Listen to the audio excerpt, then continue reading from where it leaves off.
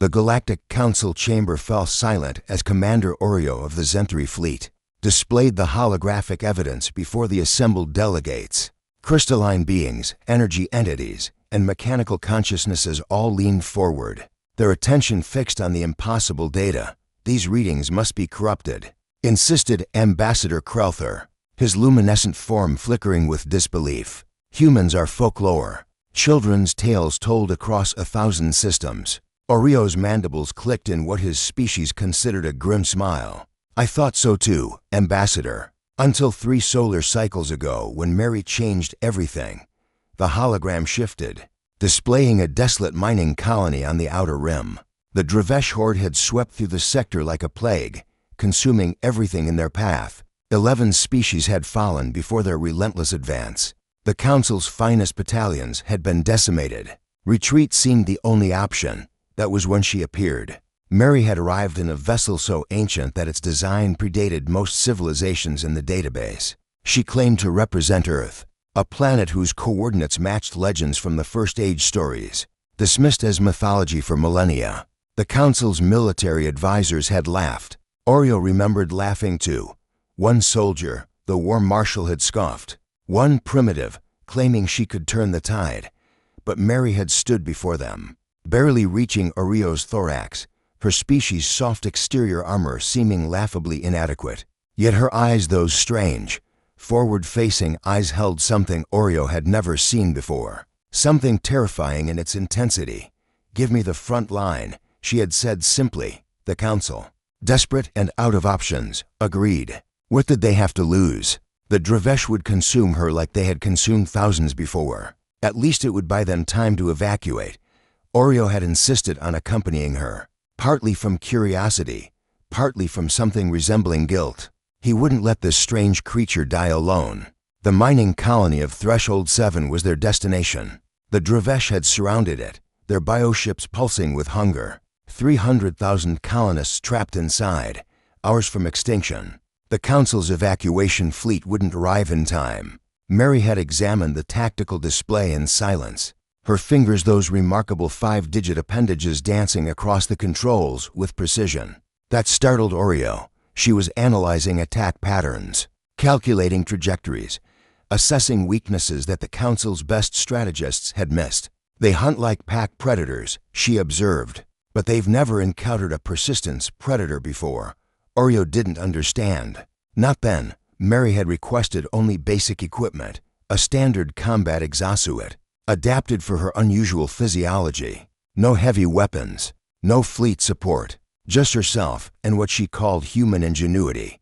The first engagement lasted 18 hours.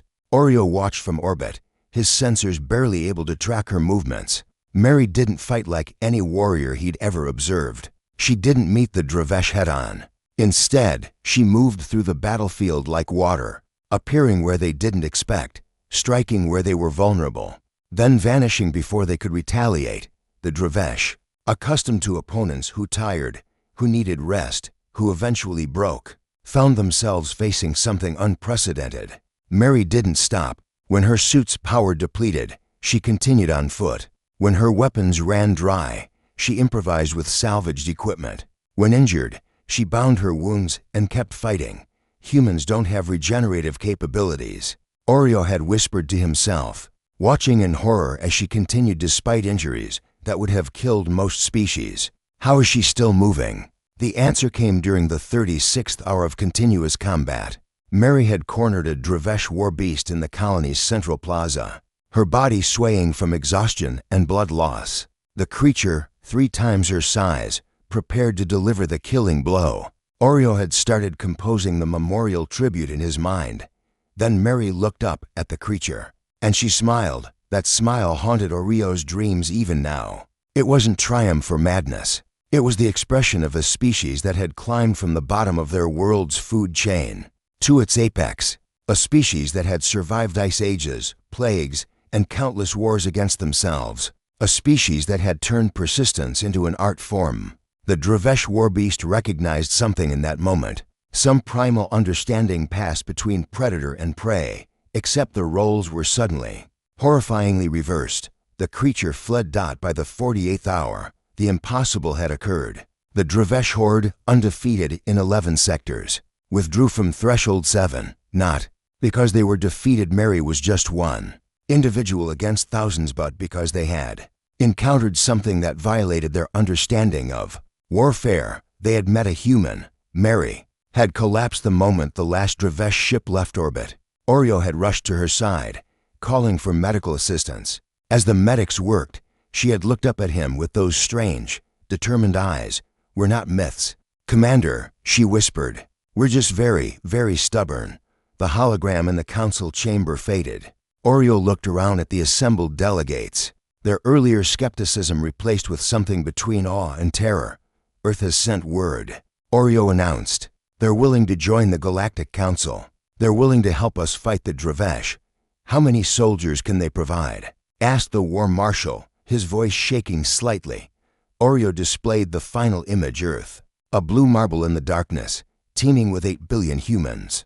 "They can provide as many as we need. But after witnessing Mary on that front line, I'm not sure we'll need many." He paused, letting the implications sink in. The Dravesh thought humans were myths. They learned otherwise. The question now is, are we ready for humanity to take the front line in this war? The council chamber erupted in debate, but Oreo's mind was elsewhere. Remembering Mary's words before she departed, "We've been alone in the dark for so long, fighting monsters you can't imagine. Your Dravesh, they're just another challenge. And humans, we never back down from a challenge. The galaxy would never be the same."